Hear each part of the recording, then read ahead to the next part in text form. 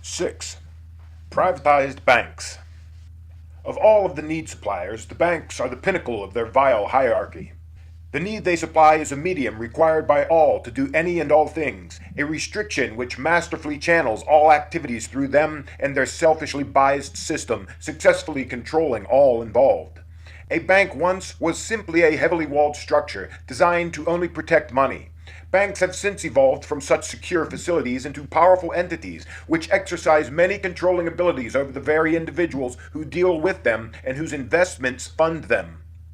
Before one places one's hard-earned funds in these establishments where they charge one to do so, while they invest those monies and make a profit which in no way is shared with the depositor, one should ask oneself, in how many ways do banks thieve money off of the workers? How many lives have banks destroyed by foreclosure and crippling usury?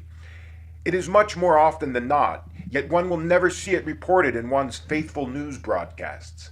How many families exist in which both parents work just to make ends meet? This is not merely ridiculously accepted today, but it is a distraction from an even greater terror. Because of this, who is then raising the children? How many people are in their 60s and still slaving for the impassive and unappreciative machine? Because of the banks, there is no question in anyone's mind as to the right to enjoy their life, which means every second, not just the last 4 hours of the day, because of toiling on the machine which has no goal, point, or purpose, successfully expending their most vibrant hours of life each day for nothing. How, one may ask, are the banks responsible for all of this? Because of the long-reaching effect of usury. Today, most every major possession is financed, and the financing is commonly orchestrated to have the borrower pay 3 to 5 times more than what the item is worth. Therefore, every individual works 3 to 5 times longer than what is fairly required.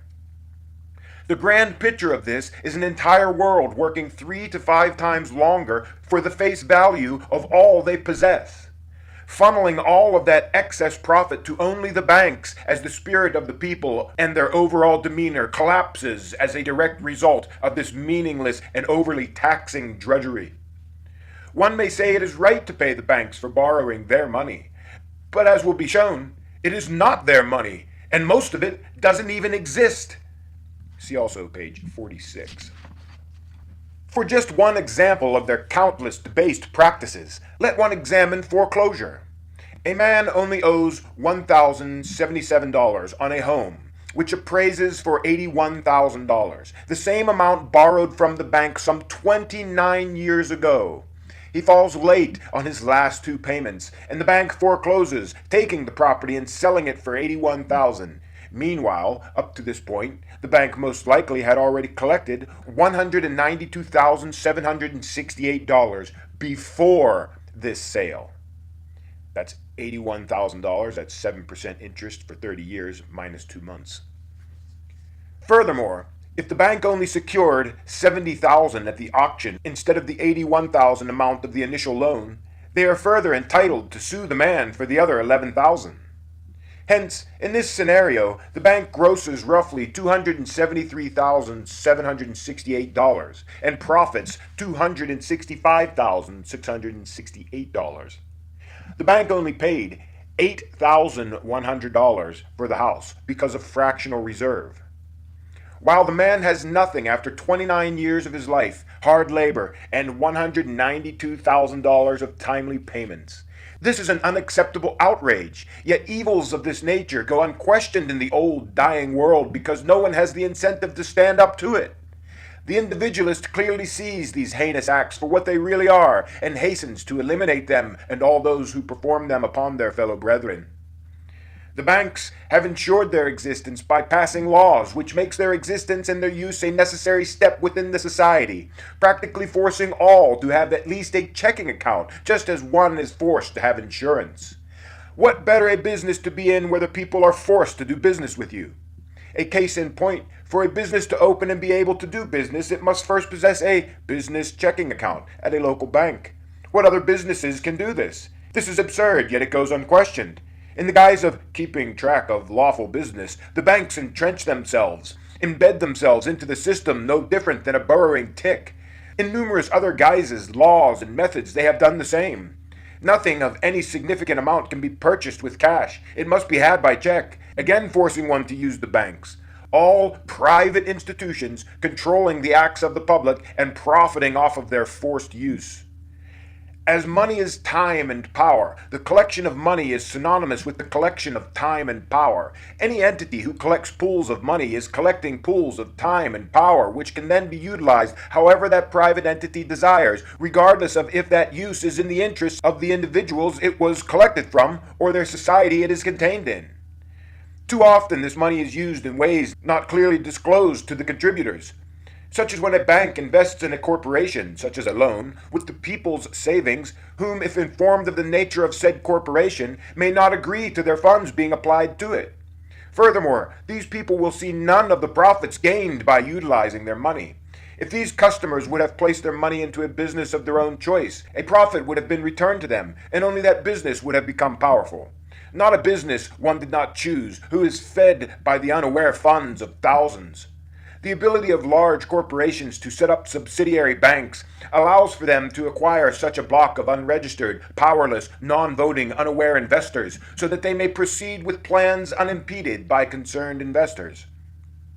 To funnel more of these unaware investors, the common bank account holders, into the system, all systems that assist independence are eliminated. To be independent in this world, only two things will allow for it. 1. Sufficient funds to supply all one needs, or 2. The knowledge of self-sufficiency. The first is greatly removed by usury and market regulation, prices and wages. The second has been purposely kept from schools to force man into the system of money use, and by this action only the ones with the money grow in power. Each low-dollar individual is a potential servant. The more taxing the market and lending practices, the more low-dollar individuals can be created and locked into the system, or taught and encouraged to use the system. The money of the banks is the people's money. The bank only exists by having people feed it money. Without account holders installing money, there is no bank capital. As a result, there is then no bank lending or investing capabilities. Then there is simply no bank. Yet banks continually take more from their account holders, their lifeblood, and award them less and less while profiting from their funds. May this be a reminder of the nature of a bank, a servant and product of the people, and not vice versa. A private bank is simply a pool of the people's money which an independent private entity controls by its own rules and profits therefrom, returning nothing to the people who compose it. If it is the people's pool of money, then only the people should control and profit from it. Otherwise, the money should be returned to them.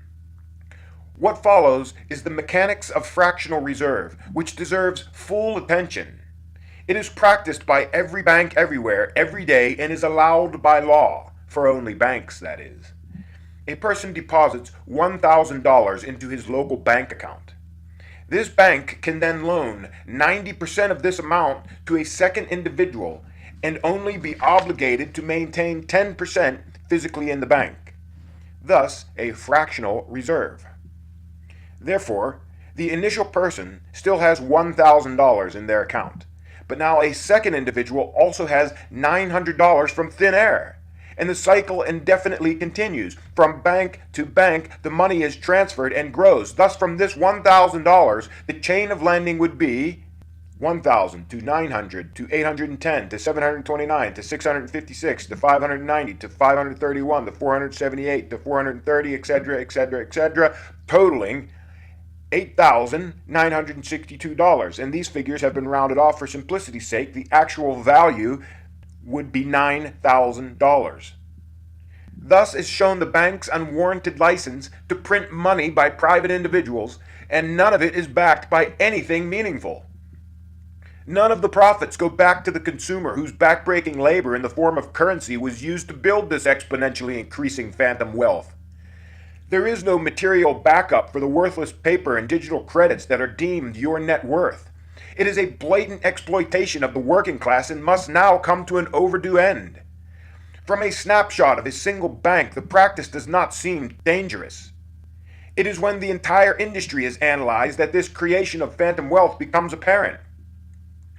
For the entire industry acts as one entity, exchanging money with itself, in this manner producing 90% non-existent funds.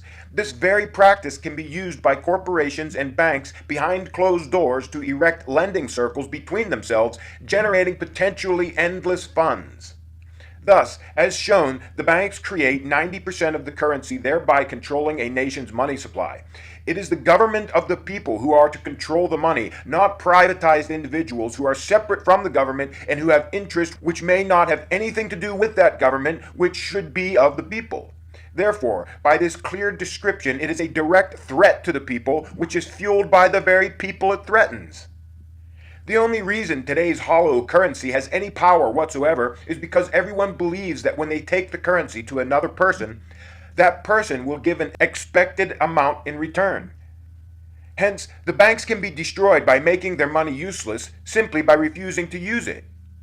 By this very same method, one becomes immune to their enthralling powers. The instant doubt becomes injected into the system, the bank's dollar and welfare is threatened. This is done by simply creating a new currency and first getting many individuals and companies to begin utilizing it because of their belief in what it represents, trusting only in it and refusing the other currency. As it grows, all will have the right to get paid in either currency. Some businesses in the highest technologies run by individualists will refuse to do business with the old currency or banks. Doubt will then grow in all the populace as to the power of the bank dollar, as it now cannot be used for anything and everything as in the past. As a result, to do business with the most evolved companies of the New World, one must use the new currency because undoubtedly these companies will be individualist owned and by their very nature will possess overwhelming technologies. Soon the bank dollar will only buy primitive technologies and useless material items. May no law be made to stop the people as a whole from printing their own money or having their own recording institutions. Beware of such acts of tyranny and suppression. An argument that states that the populist commonwealth system is no different than the one world bank system. Here are the clear differences. 1. The one world bank promotes utter dependence so that no one may buy, sell, or trade without having their currency. Individualist currency can be had by simply trading in surplus food, power, etc., generated directly on the homestead by the hand of the individualist, if said individualist chooses to be utterly self-sufficient as opposed to having an occupation within the community.